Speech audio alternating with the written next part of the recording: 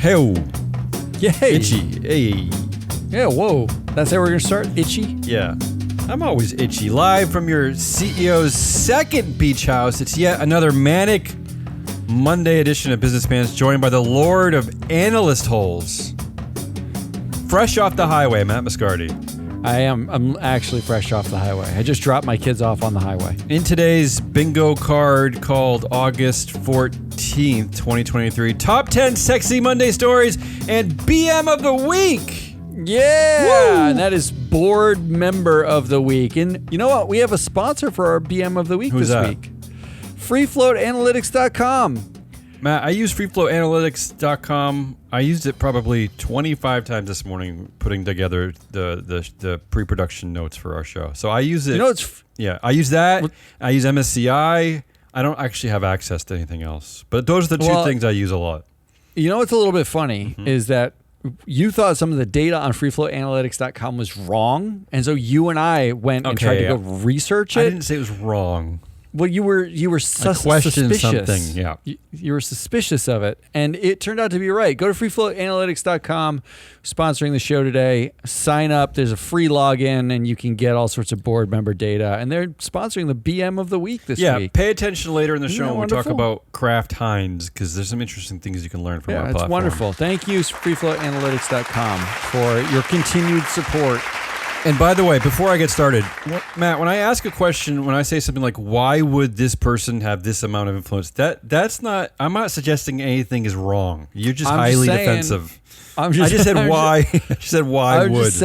I'm just saying you were wrong. I didn't say the data's wrong. How dare you? Let's do the top. What did you say? 9? Top 10. Have 10 no, I got today. 10. Oh, all right, we got 10 today.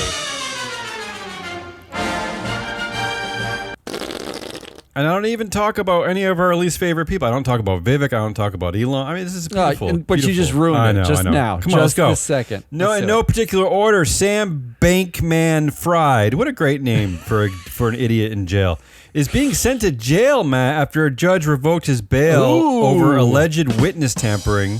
Previously released on a $250 million bond. I mean, the crazy thing to me is that they let him raise the money for that bond in the first place. I mean, he should have already been in jail. Who covered that? Like, how does that money? Isn't that somebody else's? It was all money associated with the some of the original investors in the company and some of his parents' Stanford cronies. It was all Stanford area money. Yeah. Gosh, the Stanfordites. The Libertarian University does protect its own. Good for them. A glass cliff alert. Oh, we're already on number 2. We're going to fly. Yeah, glass cliff this. alert. We always talk about women being promoted at companies where it's a shit show. I saw an interesting one on CNN.com. I wasn't doing show research, but I was just looking at the news. CNN.com. CNN announces sweeping new lineup, okay? Now, we've been talking about CNN a lot. Remember, CNN owned by Warner Brothers Discovery, right? David Zaslav. Yep. So there was a shit show over there at CEO with their CEO. Yeah, not great. Yeah. We've talked a lot about Barbie this summer because Warner Brothers also distributed Barbie. But here's what's happening. They shit-canned the new CEO, didn't they? They did. Everything's a mess. Yeah. CNN is a disaster. But here's your new lineup, your primetime lineup on CNN. At 7 o'clock, a woman. Okay. At 8 o'clock, a gay man. I mean, okay, there is a man there. Okay. 9 o'clock, a woman. Cooper, though, right? Yeah. 9 o'clock, a woman. 10 o'clock, a woman. 11 o'clock, a woman. Women are taking over the. Right? Good luck with that. Wow. Good luck with that. Wow. That's their version of a glass cliff. That's all I'm going to say. Can you imagine the pressure, though? That's literally like, okay, this entire ship is sinking. Everything the boys club has done has been wrong. They're still running the show. But you women should come in and clean up all of the prime time lineup going into an election cycle in which we're talking about like indictments and incredible it's a disaster of an election cycle. They're gonna get a hell of a lot of negative criticism. Like, how are they supposed to win? They can't. If you have Trump on, you can't have Trump on. You can't have him not on. They're gonna get destroyed by the right. And they're also going to get attacked by the left for not being harsh enough on the right. They're just going to get attacked by everybody. It's going to be terrible. Like Vivek's already making it a. I got my email from this morning, and he was talking about how it was like laughable that they won't have him on to debate anymore, and he's the reason why Don Lemon got fired, and he, like that kind of shit. I think from our reporting, Don Lemon is the reason why he got fired. Don Lemon himself. So this weekend, I dropped my oldest daughter off at. She's doing Outward Bound for the week, which is very cool. Does that mean she has a cocaine habit? No, but but on the way, we were listening to a podcast, and this podcast popped up in the random feed, and but she we listened to Pivot. And then we listened to some of Business Pants. And on Pivot, they had Will Hurd, who's running for the GOP nomination. And when Business Pants was playing, she said, do you guys have presidential candidates on your show? She really asked that? It's not a setup. It wasn't a setup. I'm dead serious. She asked me that question, and I was like, actually, honey, yes. You know what? I'm glad she raised that, because we did reach out to Vivek. He did come on our show, but it does beg the question, why haven't we extended that to everybody? We should. That's the. Will Hurd was really interesting. That's my task for this week. I was going to ask him. Let's do it. Right. Ask him all. I want every one of them. Yeah. What do you think about this article from Forbes? It's entitled, "Women, Do You Want to Become CEO?" It says for women to get into the C-suite, not only do they need to be in the pipeline of succession. I don't know how they get that to happen. Yeah, okay. You glad hand your way into that. Yeah, but the biggest piece of advice from the article writer is to gain P&L responsibility. Profit loss. What is this? Yeah, that's all they need. Is this helpful, Matt? What is this? Okay, so according to our data, yeah, or I should say data from freeflowanalytics.com, the sponsor of the show, 23% of female board members on the S&P 500 perform in the bottom third for earnings, right? Okay. So they oversee companies that are in the bottom third of earnings against the global peers. Yeah. According to that same data, 23% of male board members perform in the bottom third for S&P 500 directors. Parity. Meaning there is no difference. So women getting P&L responsibility. Men suck at that too. Like has anybody ever said to a man before he got a board member, we'd really love for you, or CEO role, we'd really love for you to have more P&L experience before we choose you for this position. Yeah, it's strange. No one says that. No one says that. That's stupid. Obviously, you could and should probably have P&L experience, but are we asking women or holding them to a bar different than men? Of course, constantly. Which means this article is stupid, and I hate it. Boomerang CEO alert? Question mark? Or maybe we're just going to fire someone? I like reading the question mark out. Yeah, we have been predicting for a long time. I mean, we're not the only ones, but based on the articles that we tag, we've been suggesting that maybe DJ D-Sol, David Solomon over there at Goldman Sachs is in trouble. Yeah. Here's the latest headline. Ex-Goldman CEO Lloyd Blankfein phoned his successor to complain after taking a $50 million hit on the bank's stock.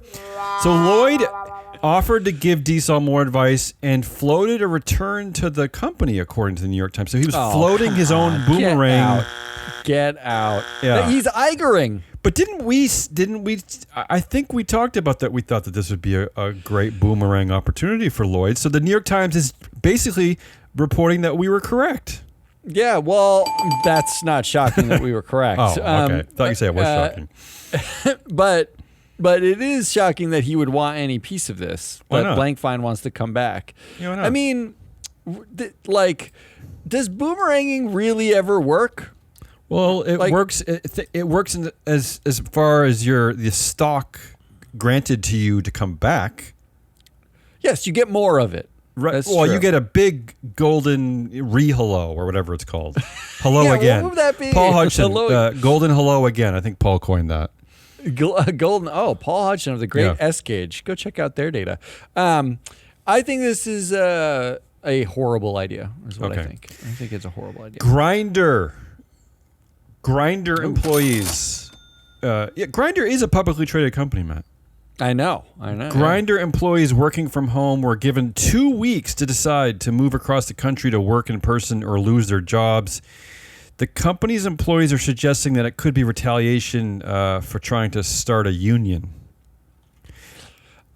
Yeah, but not.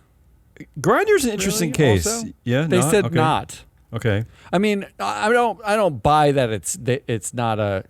I don't necessarily buy the company's stance, but they said it was a coincidence. That's what they were saying. Grindr is an interesting case for us. Unfortunately, we don't have the full data on this because it's really up to executives and the companies about what they're willing to disclose. But according to Grindr, they are a majority LGBTQ board. It's got to be the only one that we know of. No? Yeah, that's probably true. Yeah. According to the proxy, it includes 4 gay men, 1 lesbian, and 1 trans lesbian. Again, it might not be the only majority LGBTQ board, but they're the only ones that have disclosed this. I mean, they actually have a vested interest in disclosing this too, because their cohort is the gay community. Well, yeah, but we say this all the time, and the board often does not reflect the cohort, right? No, that's correct. So I give them credit for this. The only thing that they don't seem to have, at least for the 4 gay men, the 1 lesbian, the 1 trans lesbian, and all the other straight people, they don't really seem to have any labor or HR expertise on the board that might deal with these types of issues that are. Well, who does really? I'm just saying. So maybe they have a skills matrix. Well, I'm that's saying really what it comes down to. Maybe there are other ways to consider diversity. This is just one way. But representing your stakeholder constituents is probably another way to represent diversity. And their own CEO, who I don't even know how he got there in the first place, because he used to run car companies. CEO George Arison. Yeah. He came out basically saying that corporate America's response to the LGBTQ backlash is too timid. So he's already put his flag into the stakeholder capitalism kind of thing. So I'm just saying, I don't know. I just want to talk about Grindr, all right? Leave me alone. George Arison, not related to Mickey Arison, right? I don't think so. I didn't see any of that connection. No, he's from Georgia, the Republic of Georgia. Oh, the Republic of Georgia, yes. Or Georgia? The Republic of, not the Commonwealth of. Not the. It's all very confusing. All right, moving on. Better.com. Remember Better.com? Wait, that rings a bell. Wasn't there some sort of pandemic shenanigans around them? The headline is Better.com's improbable IPO proposal is approved. So they're about to get over $500 million of money somehow, despite the fact that this deal has been extended 3 times because, among other things, they had mass layoffs. They cut 91% of its workforce over an 18-month period from 10,000 employees to only 950 employees. And you're right, CEO Vishal Garg became infamous for firing at least 1,000 of those workers over a Zoom call. Wow. That's right. I forgot about that. Didn't he then apologize for it? Quit temporarily? He quit temporarily, came back. Yeah, that's him. This is also the same company that lost almost $1 billion in 2022 and continues to lose in the first quarter of 2023. Wow. So this Good shit work. show, this is the shit Good show work. that is about to IPO. Who's buying that?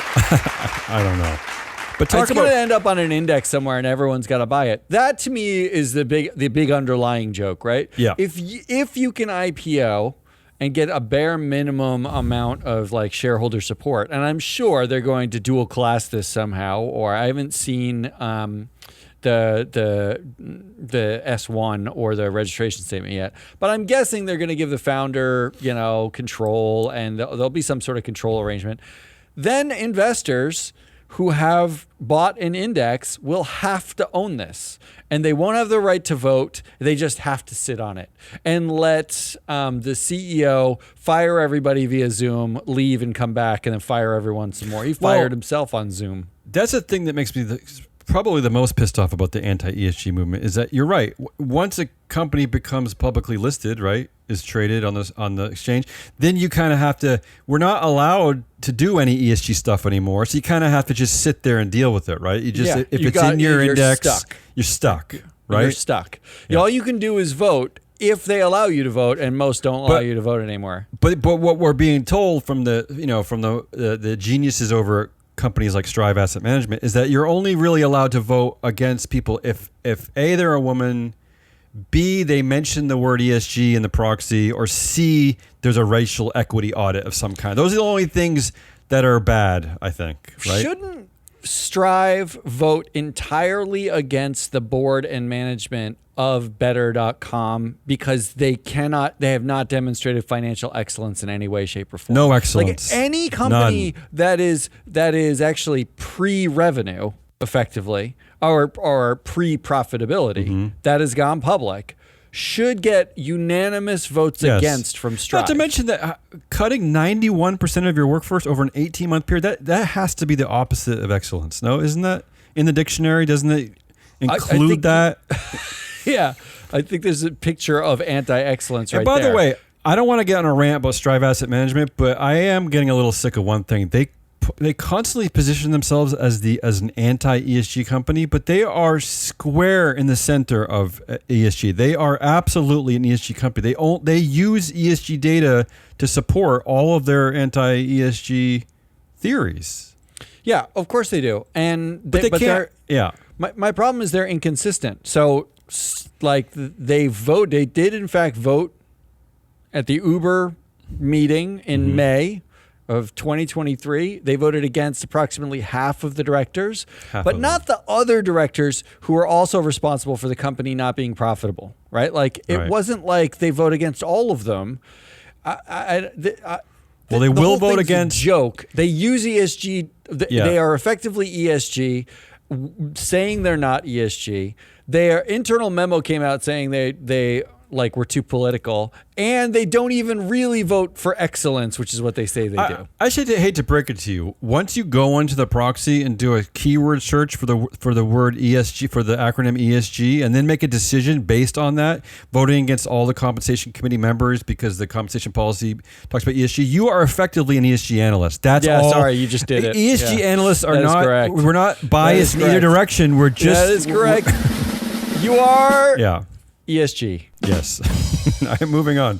A federal court, speaking of the anti-ESG, anti-woke crowd, a federal court dismissed a lawsuit accusing Starbucks executives and directors of violating their fiduciary duty to shareholders by supporting corporate diversity policies. Matt, this lawsuit was brought to you by your friends, the National Center for Public Policy Research. Yeah. Woo! I love that. Love that. Although I will say that this is clearly going to be appealed eventually to the Supreme Court, right? This is where this is headed. Yeah, sure. Except that, like, what I'm more worried about is what Ed Blum is doing is trying to find like workers there who can say discrimination against them. So you find a white person there who says you're discriminated against because you had to do minority training or some bullshit like that. This lawsuit was a shareholder lawsuit saying it cost them they were going against their fiduciary duty. It cost shareholders money by doing this. But Starbucks can easily say we're increasing our talent pool, right? Like there's a lot of arguments against a shareholder derivative lawsuit. It's the employee ones that Ed Blum's cooking up that are much more dangerous. But good start. Good start. Speaking of bullshit, McDonald's is removing ESG from parts, this is according to Fortune.com, from parts of its website amid a conservative backlash against woke capitalism. The reporting says that the Purpose and Impact website recently removed several mentions of ESG. One webpage that was titled ESG Approach in Progress is now labeled Our Approach in Progress. And another one called Performance and ESG Reporting is now called Goal Performance and Reporting. And finally, they have subbed the phrase environmental and social issues for the ESG abbreviation. What do you make of this? Isn't the joke on the headline writers and no one considered McDonald's as woke or like did anybody go out and they're like, you know what company embodies ESG investors more? It's definitely McDonald's. But what is this tantamount to like a pig who has lipstick on, right? To giving that pig like a wipe, a makeup wipe to remove the lips. Is that all they're doing? They're just removing the ESG lipstick from the pig. I mean, what does this accomplish? So I it's don't know. The acronym itself is the boogeyman. They're not going to change any policies, I'm guessing. Are we like when we're done with this? Yeah. Will the woke people be confused that McDonald's suddenly like is basically a diabetes peddling monster, or will the conservatives look at this and be like, oh, now we can eat them nonstop again because like they don't say the word ESG. I don't know who this appeals to. I don't either. All I know is that McDonald's by itself is not exactly anyone that like no one thinks McDonald's is like, woke, not woke. Everyone agrees that it's real terrible for you. We shouldn't eat it. Well, once again, though, you notice ESG is being translated into environmental and social issues. Notice how they're like kind of everyone's quietly dropping the G. Everyone's quietly, the governance is sort of being quietly ignored somehow. That's the only thing that like the E and the S is really just a function of G to begin with, right? Like so they should only say governance and let somebody argue that no one should be governing anything. That's what they should say. Drop the E and the S and talk about governance and talk about governance of E and S issues. Then you're on to something. I hate to bring it to the anti-ESG, anti-woke crowd. The world's population is never going to drop environmental and social issues. They're just never because A, they're alive, and B, they live in an environment that they care about. In a society. They're never going to drop these things. I don't know really what this game is anymore. Fizz, the company Fizz, formerly called Buzz, could be the next Facebook on college campuses, according to fastcompany.com. Yep. Already racked up thousands of student users across 80 schools, as well as $41 million in venture funding. Wait, thousands? That's not... Well, it's a start. They're suggesting maybe this is a new Facebook. Here's why I pulled this. Well, first of all, the one difference is that supposedly the users are entirely anonymous, which scares me. But real? Here's the interesting thing. The app was created by 2 Stanford dropouts. Wait. Don't hold up the punchline. Yeah. Both Stanford dropouts are white men? Of course. And the article goes on to say that, like Facebook, there's already been controversy, privacy breaches, concerns about the anonymity of the app. Oh, good. They got a jump start on that. Yeah, there you go. And finally, in today's news, August 14th, 2023, we have 2 new CEOs in the S&P 500 announced today. That's a little unusual.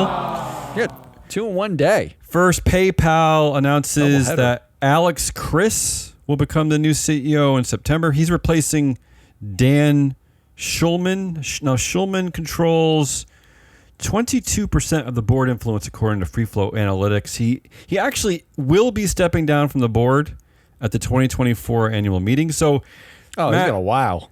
Yeah, but still, there's usually a transition period like this. So, but he's not staying around his chair. He's not staying around his executive chair. So, from what I'm seeing in our data is that this company is going to be a free-for-all. I mean, I don't know. There's not really going to be anyone in charge on the board, which I guess could be good, right? A true democracy over at PayPal? Yeah, so let's tell ourselves that. Continue. But also maybe a boomerang CEO target. And finally, Kraft Heinz names Carlos Abrams Rivera as its next CEO. Unlike at PayPal, the former CEO Miguel Patricio will stick around as chair. Oh, for how long did he say, or just in perpetuity? Yeah, it sounds like in perpetuity. And maybe more importantly, what does our data show about this board, Matt? All right, let's, shall we just jump into that? Let's just do it. Let's just jump right in because why not? Here we go. Oh, same theme music? It's always the same theme music. I don't have other theme music. So how does that even mark a change? What's the transition here? There was no theme music before this segment. Okay. Now they're into this segment. So this is your BM of the week, and that is your board member of the week. Who's it going to be? Because we're going to talk about what Free Flow Analytics data says about the board of Kraft Heinz. Yeah. First of all, this was one of the rare companies where the CEO does not have the majority of influence. The fourth highest amount of influence was Miguel Patricio.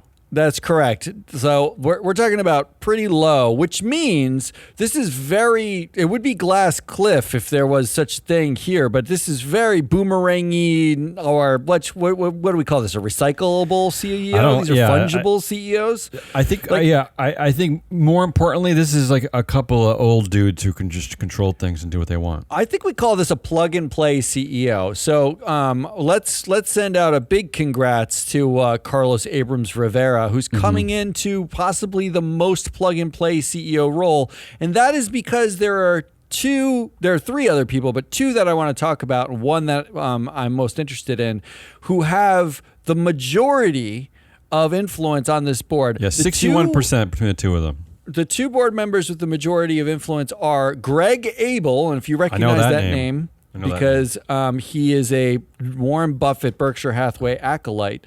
And he's supposedly the next CEO of Berkshire, no? Yeah, next in line, right? Yeah. And Tim Kenesey. And Tim Kenesey was the reason why I reached out to Matt this morning, because I was basically like, who the F is Tim Kenesey, and why does he have so much influence on the Kraft Heinz board? So Tim Kenesey is your BM of the week, and here is why. Because he's a sneaky board member with a tremendous amount of influence. So on its face, Tim Kenesey chairs the comp committee of the Kraft Heinz board. He will be the one that the new CEO will suck up to get a giant paycheck, right? And yes, that comes with a certain amount of influence. But that doesn't come with all the influence. It turns out that Tim Kenesey actually is the CEO of a company called MedLife. MedLife, I believe, is the name of the company. And that is a wholly owned subsidiary of Berkshire Hathaway. There it is. Yay! It's the all Berkshire. Yes, that's correct. You can clap now. It's the all Berkshire influence board. And the reason why Berkshire Hathaway and Warren Buffett have so much influence over this company is they own 26.5% of Kraft Heinz. They are the largest single shareholder, although not a dominant shareholder. But they pretty much, whatever they say goes. Right. And to ensure that, they put both Greg Abel and Tim Kenesey, who's been a Berkshire subsidiary member for 22 years. And prior to that, he's worked at Berkshire elsewhere, right? He's worked at just Berkshire companies. They've put him on the board as well. Tim Kenesey is the board member who you don't know, but probably should, who's helping Berkshire Hathaway and Warren Buffett control all of Kraft Heinz. And which means these are the people who chose the CEO. So lest you think that this new incoming CEO, Carlos Abrams Rivera, who comes from Intuit, is entirely a new entity from outside of, some outside company.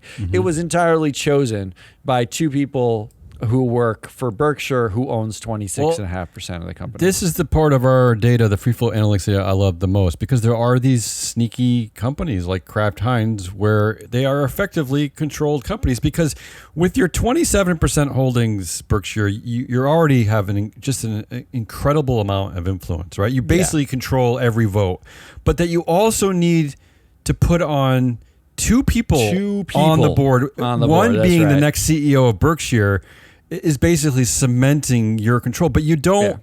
You need us to unravel that. This is as close to a real public, one share, one vote, fake public company as you can get. Ooh. This is what that is. Well, it's a real fake public company. They also make ketchup too. Apparently. So your BM of the week is one Tim Kenesey. I'm saying Tim Kenesey. Kenesey. I don't know. Whatever. And that was Damian Rollis, and I am the Lord of Analyst Holes, which I don't know how I feel about that still. Matt Moscardi. We are Free Float. If If you like the data from the show, go to freefloatanalytics.com and sign up. It's free right now. Pretty soon there's going to be a paywall up. And then you can pay a little bit more and get all Do I have to pay? more data and stuff. Yeah. How else are we going to make any money at this company? I know. Somebody's got to make some money because we're certainly not. Come back on Wednesday for Woke Wednesday, in which we will talk about woke things. Until then, goodbye.